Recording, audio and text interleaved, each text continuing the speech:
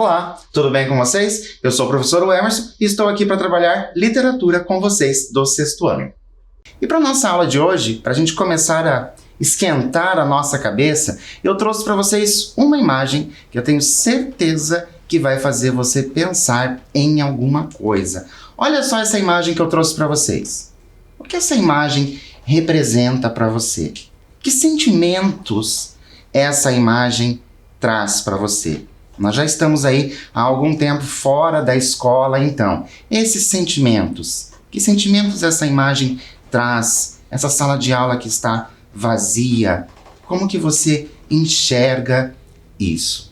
Então, para a gente começar a já entrar na nossa história, eu trouxe para vocês só o título de um artigo que saiu, que foi publicado num jornal.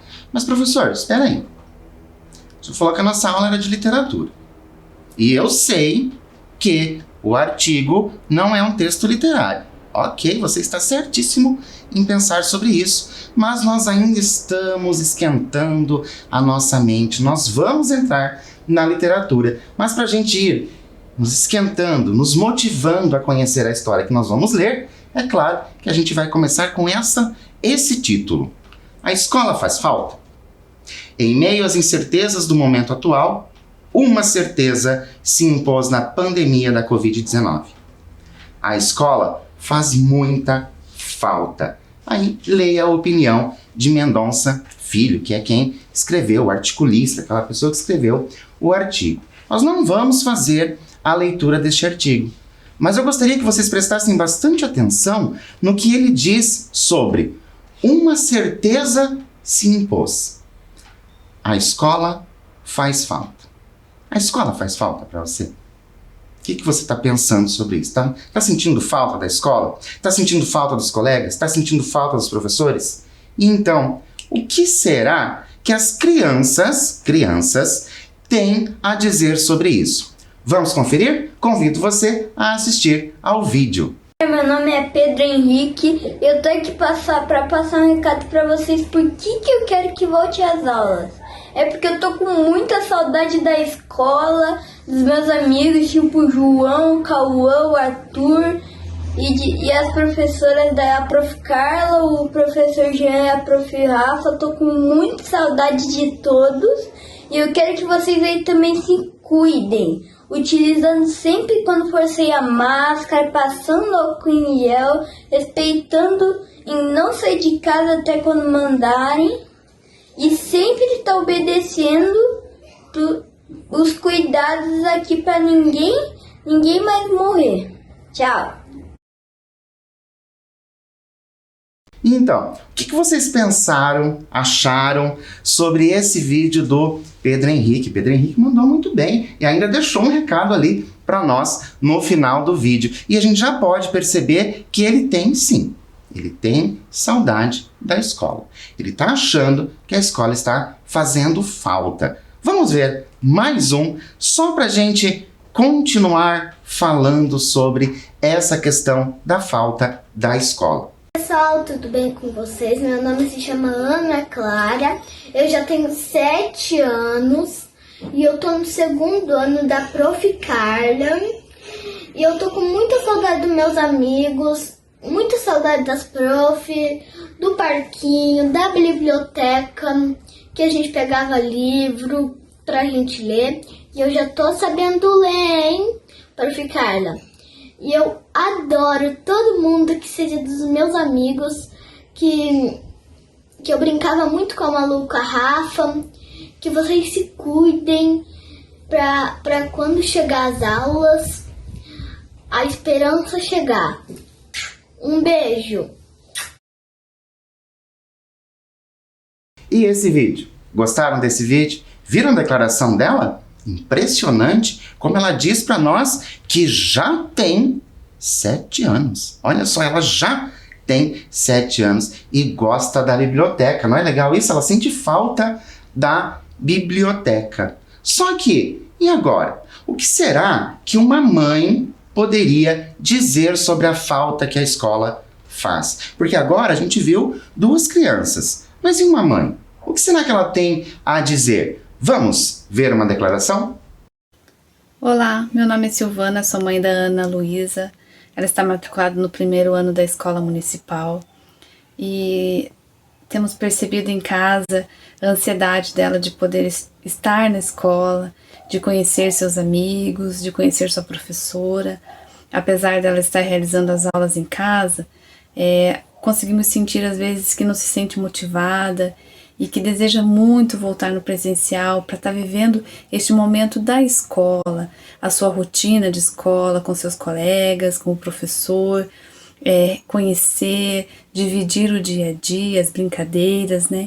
Então está sendo um momento de muita espera e ansiedade para que tudo volte ao normal, para que ela possa viver essa rotina, conhecer seus amigos, seu professor e estar lá, junto com aqueles que ela tanto espera encontrar e conhecer, né?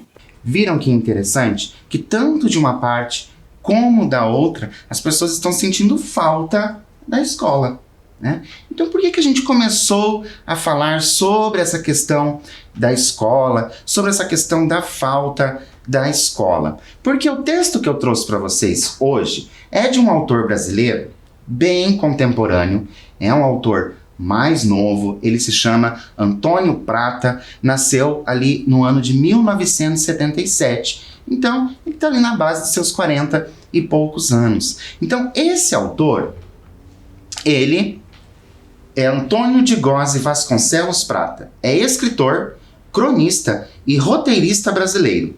Prata é filho do também escritor Mário Prata. Estão lembrados que nós conversamos sobre um outro autor que também é filho de autor? Olha só como os filhos acabam fazendo ali as mesmas profissões dos pais, principalmente aqui desses autores que a gente tem falado. Então, temos esse escritor que é o pai dele, o Mário Prata. Dentre suas obras publicadas, podemos encontrar coletâneas de crônicas e também obras infantis. Olha só que legal. Por isso que nós começamos lá com as crianças. Por quê? Porque esse autor, o Antônio Prata, ele escreve tanto coletâneas de crônicas e também escreve livros infantis. Trouxe para vocês conhecerem só dois, que é 30 e poucos, que são crônicas, e 30 e poucos nos lembra idade. Será que é uma reunião de crônicas sobre idade? E depois um livro infantil para vocês conhecerem, que é Jacaré Não. Esses são alguns exemplos somente da quantidade de escritos que tem o nosso autor de hoje, Antônio Prata. O texto que eu trouxe para vocês chama-se Saturno versus Mercúrio. E ele está aqui, nessa coletânea de crônicas. Então é mais uma coletânea de crônicas, o 30 e poucos, e agora essa coletânea de crônicas chamada No Debotas. Nesta coletânea, o que o autor faz? Ele vai rememorar, ele vai lembrar de histórias da infância. É isso que ele vai fazer. Você tem bastante histórias de quando você era mais jovem? Mais jovem ainda do que você é. Você já tem bastante história? Você gosta de contar essas histórias para as pessoas? Então é bem interessante o que o nosso autor fez. Pegou todas não, são muitas coisas. Pegou algumas lembranças que ele tinha da história e trouxe para nós, assim, nos deliciarmos com ele contando em formato de crônica. De acordo com a nossa introdução, lembram? Imagem que vocês pensaram sobre, as crianças falando alguma coisa, depois nós tivemos aquela mãe também falando alguma coisa, falando sobre a escola. Quais hipóteses, o que você imagina, né? Quais hipóteses você consegue levantar a respeito da história que leremos a partir do título? Então, qual é o título da história que nós vamos ler hoje, da crônica que nós vamos ler hoje? Saturno versus Mercúrio. Eu vou dar um tempinho para você pensar a esse respeito, fazer as suas anotações e eu volto para a gente continuar.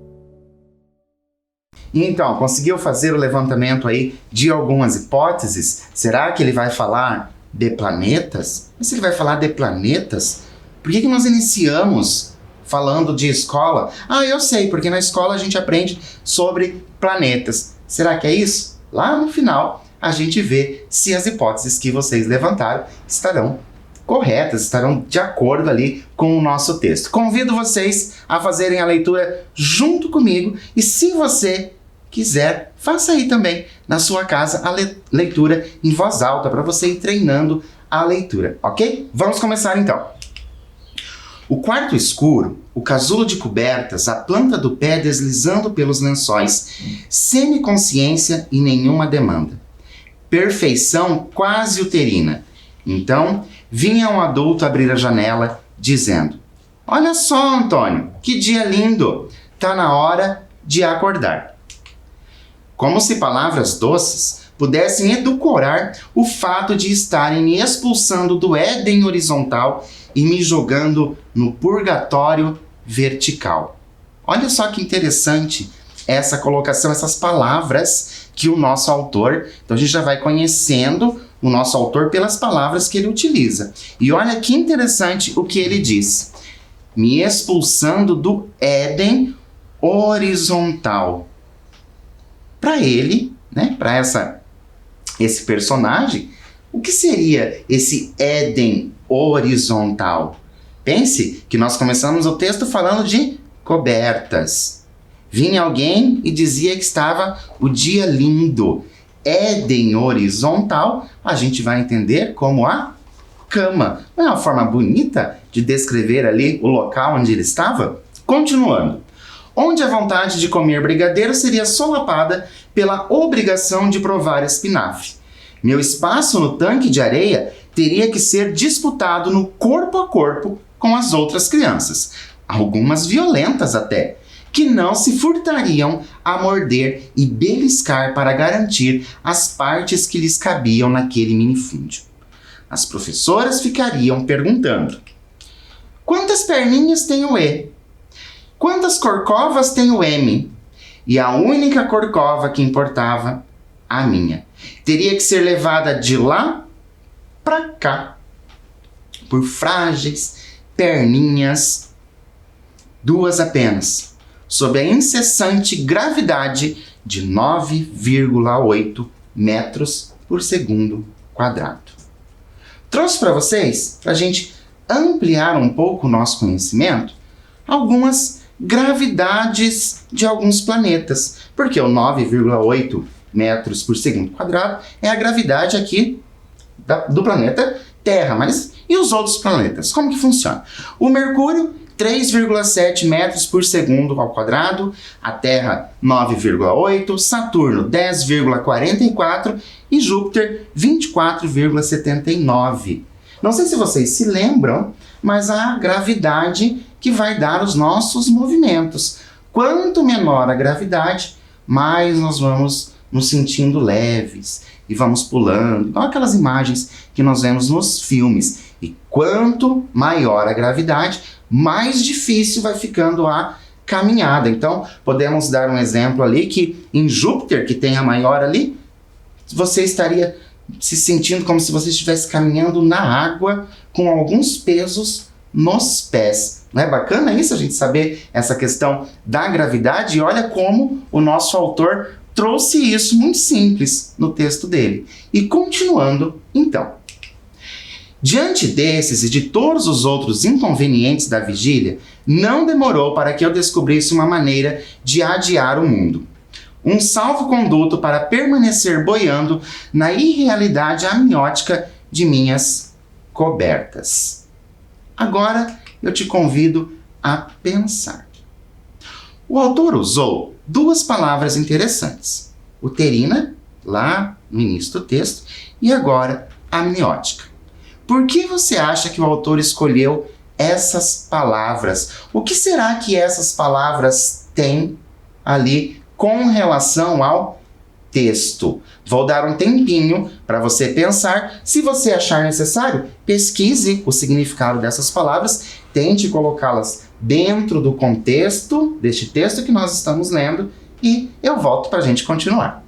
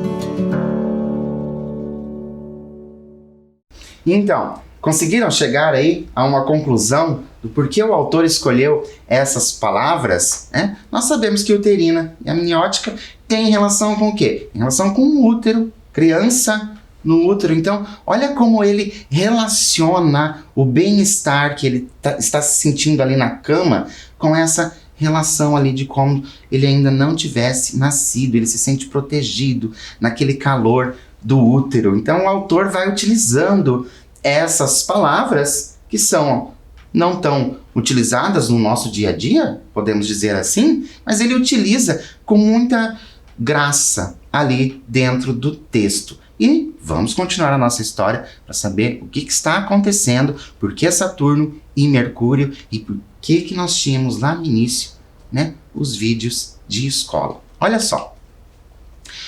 Toda manhã, a voz adulta e ao primeiro raio de sol a entrar pela janela, me virava de um lado para o outro na cama.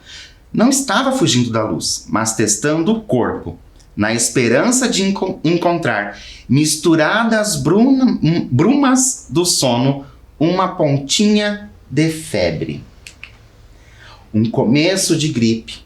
Qualquer mal-estar que me permitisse pronunciar com um langor calculado e aflito. Ai, tô me sentindo mal. Antes de me proclamar incapacitado para as exigências do dia, no entanto, fazia-se necessário conferir se havia algum sintoma verdadeiro ou se eram só fumos da sonolência a amolecer os músculos e o entusiasmo, pois o que saísse da boca teria que ser provado pelas axilas, sob o crivo imparcial do termômetro. Olha que bonito isso que o autor nos diz. E agora nós vamos pensar juntos. O autor diz a seguinte coisa: o que saísse da boca teria que ser provado pelas axilas sob o crivo imparcial do termômetro. Como podemos compreender essa afirmação? Então, O autor diz que aquilo que sai da boca vai ter que ser provado. Não provado provado com provas. Tá? Vai ter que ser provado de alguma forma pelas axilas e sob o crivo imparcial do termômetro. Como que nós podemos compreender essa afirmação do autor? Vou dar um tempinho para você escrever aí, fazer as suas anotações e eu volto para a gente continuar.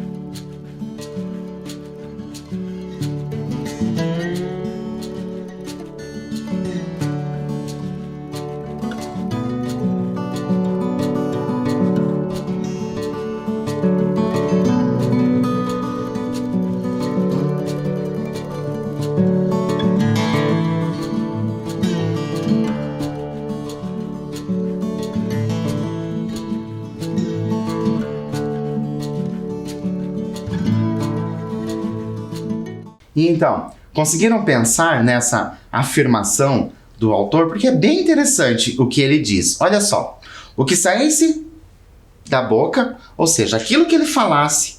Lembra que ele falou que queria ter a febre, ficava buscando ali um sintoma de gripe? Então é isso que sairia pela boca dele. Mas teria que ser o quê? Teria que ser provado. E ia provar como? Pelas axilas. Interessante que hoje, principalmente nesses dias mais atuais, nós temos visto aí muitos termômetros, muitas formas de se medir a febre de alguém. Mas, há muito tempo, por ali na infância desse nosso autor, era o hábito de você colocar o termômetro onde? Embaixo das axilas. Você colocava o termômetro. Por isso que ele diz que teria que fazer o quê? Provar por meio das axilas. E teria que passar pelo crivo do termômetro. Então, ele deveria provar que estava doente. Quantas manhãs não fiquei ali deitado, grunhindo, fazendo cara de farrapo humano para acabar ouvindo as 5 palavras mais frustrantes da infância. 36 e meio. E agora? Por que as palavras 36 e meio seriam frustrantes? Por que vocês acham que 36 e meio seria frustrante? Relembre um pouco da história. Relembre o que ele está tentando fazer, que você vai, com certeza, chegar a uma conclusão. Vou dar um tempo para você fazer as suas anotações, pensar a esse respeito e eu volto para a gente continuar.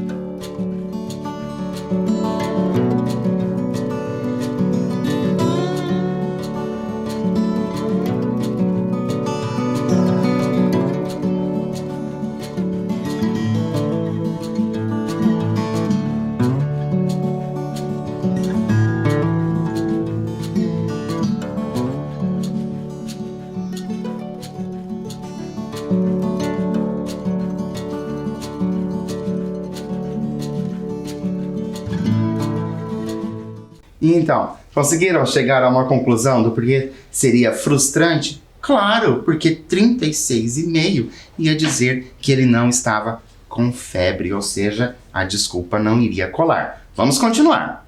Após algumas tentativas malogradas, aprendi que havia enfermidades mais fraudáveis que outras e passei a optar por aquelas que não podiam ser delatadas pelo inclemente mercúrio. Então, quais seriam, essas outras coisas que o mercúrio não iria delatar? E para a gente ampliar o conhecimento, o mercúrio é uma substância que se expande ao se aquecer, ou seja, ela passa a ocupar mais espaço. Então, conforme o mercúrio adquire a temperatura do nosso corpo, o líquido começa a subir pelo tubo e assim você fica sabendo quanto que tem de febre. Então, nós não estamos falando do planeta Mercúrio, ok? Continuando, olha o que ele inventou.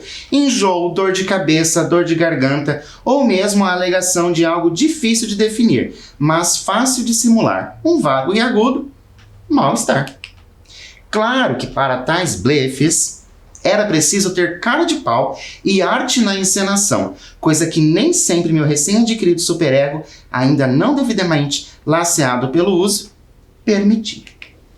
Em algumas manhãs, porém, a melancolia vencia o pudor. Eu mandava a autocrítica catar coquinhos e executava toda a via-crucis de lamúrias e tosses forçadas, caretas, contorções, uma ida cambaleante até o banheiro e o pedido, por favor, para ficar em casa. Vez ou outra, para minha surpresa, funcionava. Minha mãe, não sei se por comprar a mentira ou por preguiça de investigá-la, me deixava ali, fechava a janela, ia para o trabalho. Agora, vamos assistir a uns vídeos sobre algumas histórias parecidas? De querer ali inventar alguma desculpa? Convido você para a gente assistir a esse vídeo e depois vou dar ali continuidade à nossa história. Oi pessoal, tudo bem? Meu nome é Ana Amélia. Eu sou mãe do Pedro e da Ana Clara, mas também sou professora, né? A gente pesca ali rápido as desculpas para deixar de ir para a escola. O Pedro, num determinado dia da semana, ele não gostava de ir para a escola, mas ele ia para o integral, porque ele fica o dia inteiro na escola. Ficava o dia inteiro na escola. Aí ele falava: mãe, não, hoje eu tô com dor de cabeça, hoje eu tô com dor de barriga, hoje não posso ir, nananana, todo dia uma desculpa, toda semana uma desculpa diferente. Aí eu falei pra ele: olha filho, você pode não ir, só que você vai ficar o dia inteiro com a avó, porque quem falta na escola tem que faltar no integral também. Você não pode ir só pro integral, meio-dia ir pro integral, não pode. Então, daí ele ia, para não faltar no integral, né? Aí chegava a noite, ele falava: mãe, você tinha razão, a aula hoje foi muito interessante, eu não podia ter faltado mesmo, né? Essas desculpas que a gente acaba inventando para deixar de ir pra escola, porque tá cansado, porque tá isso, tá aquilo, né? Tá bom? Um beijo, tchau. Viram como tem histórias parecidas? Vamos ver outra? Oi, meu nome é Helena Bubulo Cardoso. Eu não gosto muito de estudar, mas eu participo das aulas. Eu nunca arrumei desculpa para não ir para a escola ou para não fazer aula online. Mas meus irmãos, sim. Meu irmão mais novo, ele é assim, ele finge que não sabe entrar na aula. Ele não entra, não tem vontade de entrar nenhuma. Nós falamos: vai entrar na aula, Léo. Vai pra aula, Léo. Vai pra aula. Ele não vai. Não adianta nada pedir. Ele fica naquele jogo lá, ele fala: não tem pra pausar, não tem como pausar e tal. Daí quando ele desliga aquele computador, desliga o jogo, eu ligo a aula dele, porque ele não tem nenhuma vontade de ligar. Então eu ligo, né? Daí eu ligo e daí ele vai fazer aula. Quando eu termino de ligar, ele tá lá com a professora, ele inventa: eu tô com fome, eu vou comer. Vai lá na cozinha, come. Daí volta, fica olhando pro computador um pouco assim. Daí inventa: eu vou no banheiro. Vai no banheiro, volta. Daí fica mais um tempo, inventa outra desculpa e vai indo, tentando não fazer aula. Interessante esse relato dessa menina, por quê? Porque a Helena ela não gosta de estudar, mas ela observa ali o irmão que está tentando enrolar para não participar das aulas. E nós vamos ao nosso último vídeo dessas declarações de histórias parecidas. Oi, tudo bem? Eu sou a Michele, a mãe do Marcelinho, professora de português, e o Marcelinho vai contar uma história para vocês de um dia em que ele estava fazendo aula e inventou uma desculpa para não fazer essa aula para a professora. O que você contou para a professora, Marcelo? Eu fiz. Conta lá da aula online. Que daí? Lá da aula online que você fez, que você desligou o áudio, como você fez? Eu desliguei o áudio, então eu desliguei a câmera.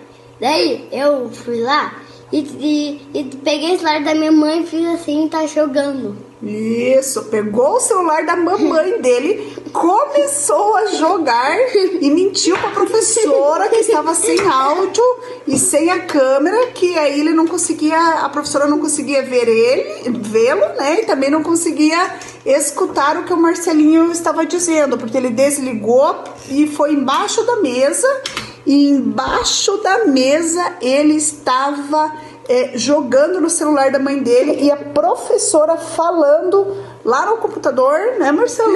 E você mentiu pra professora. Então, viram esse último relato? Viram como nós temos histórias parecidas com essa do autor? E aí você? Será que você já pensou em arrumar uma desculpa para não ir à aula? Será que isso já aconteceu com você ou com alguém próximo a você? Ou não somente uma desculpa para não ir à aula, uma desculpa para não fazer alguma coisa, seja essa coisa qual for. Mas afinal, e o nosso ali, a gente já descobriu que a mãe, de vez em quando, né? Nem sempre, mas de vez em quando acreditava ali nas histórias que ele inventava. Mas ok, ele não ia para a aula. E aí, professor? O que mais aconteceu? Vamos continuar a leitura? Então acompanhem comigo. Eu cobria a cabeça com um cobertor. Aproveitava aquela rabeira de cansaço com um prazer subversivo e dormia o sono dos injustos, do qual acordava 1 hora depois, remoído pela culpa. Olha só o que está acontecendo com o nosso personagem. Ele conseguia, sim, ficar em casa, mas adiantava. 1 hora depois ele já estava acordado, e não somente acordado, ele estava o quê? Se sentindo culpado. Culpado por aquilo que ele fez, que foi ali inventar a desculpa para ficar em casa. Mas cerrava os olhos, tentava adormecer de novo, mas não dava. Era preciso sair da cama, tomar banho, vestir uma roupa, descer para a sala. Pensava nas outras crianças, na escola, correndo no pátio. Olha que interessante, que a ideia dele era ficar em casa. Mas quando isso acontecia, ele pensava em quê? Na escola. Em como a escola estava fazendo falta para ele. Por isso que nós iniciamos a nossa aula falando sobre a falta da escola, a falta de você estar na escola. Então ali, agora, o nosso personagem, ele faz o quê? Começa a perceber a falta que está fazendo ali ele não ter ido à escola. Por quê? Porque ele precisava levantar, não ia ficar o dia todo no quarto, ele precisava levantar e descer para a sala. Pensava nas professoras, no dia seguinte perguntando por que é que eu tinha faltado, pensava na minha mãe, no trabalho, preocupada e decidia que o mínimo que eu podia fazer em respeito a todos era me comportar realmente como um enfermo. Olha só as preocupações que ele trazia. Por conta de uma desculpa, ele começava já a se preocupar até com a mãe lá no trabalho, que com certeza essa mãe ficou pensando em como esse filho estava ali na casa, ok? Enrolava-me numa manta de lã me sentava na frente da TV com uma xícara de leite condensado e Nescau e passava o dia por ali, vendo carros explodirem, heróis Transformers lutarem contra macacos alienígenas, uma senhorinha de cabelo acaju ensinando donas de casa a fazer estrogonofe com ricota em vez de creme de leite. Seu marido nem vai notar a diferença. Conseguem perceber como está ficando tedioso o fato de ficar em casa? Lembra que ele já começava a pensar em quem? Começava a pensar nas crianças correndo pelo pátio. E agora ele só ficava na frente da TV, ok? E ainda assistia a esses programas que, possivelmente pela idade dele, nem tinha ali a questão de saber cozinhar. Então talvez esse interesse ainda não tivesse chegado a ele, porque ele era pequeno. Lembra que ele ainda estava falando ali de formação das letras, da letra E, da letra M, e ele mesmo já diz as perninhas frágeis, então a gente pensa em uma criança bem pequena. Então o tédio já começava a aparecer. E continuando a nossa história, quando levantava para ir ao banheiro, mesmo que a Wanda estivesse lá na cozinha, de onde vinham os reconfortantes sons da água na pia, das louças sendo colocadas nos armários e o intermitente apito da panela de pressão. Uma pausa. A Wanda, ele cita o nome de alguém. O que vocês acham que é essa Wanda? Por essa parte que nós fizemos a leitura. Olha só. A Wanda estivesse lá na cozinha, de onde vinha os reconfortantes sons da água na pia. Quem que vocês acham que é essa Wanda? Conseguem perceber ali que possivelmente é uma das pessoas que ajuda na casa? E é interessante que o nosso autor, o Antônio Prata, quando ele vai fazer as memórias dele de criança em formato de crônica, ele cita a Wanda em alguns momentos, em algumas histórias. Então a gente sabe que é uma pessoa que fez parte ali da convivência dele. Mas vamos continuar depois, né? Ouvia a panela de pressão, eu caminhava. Lentamente, arrastava os pés, não tirava a manta nem por um segundo, tentando convencer a mim mesmo de que merecia aquele autodecretado feriado. Olha só no que ele acaba se metendo. Não tirava a manta nem um segundo. E se fizesse calor? Ele teria que continuar com a manta. Afinal, ele está se sentindo mal. Só de noite, quando minha mãe voltava do trabalho, eu me autorizava alguma melhora. Olha que espertinho a nossa criança. Parecido com umas histórias que nós ouvimos, né? Vemos aí nas declarações, mostrando ali, querendo mostrar alguma esperteza. E o espertinho faz o quê? Quando a mãe chegava, ele já começava a melhorar. Passou o dia todo aí, enrolado no cobertor, confirmaria a Wanda. Mas agora já estou melhor, eu diria, recebendo um sorriso e um afago. Olha que esperto que ele foi. Na manhã seguinte, faria um esforço enorme para sair da cama antes que os pensamentos transgressores se formassem na minha cabeça e se espalhassem pelo corpo. Olha que interessante agora o que ele diz. Na manhã seguinte, faria um esforço enorme para sair da cama antes que os pensamentos transgressores se formassem na minha cabeça e se espalhassem pelo corpo. O que vocês acham que são esses pensamentos transgressores, de transgredir, né? De passar ali algumas regras? O que vocês acham que seriam esses pensamentos? E por que eles não poderiam ali se espalhar pelo corpo? Pensando na história do Antônio, certo? Ele estava fazendo o quê? Se esforçando para não querer arrumar outra desculpa.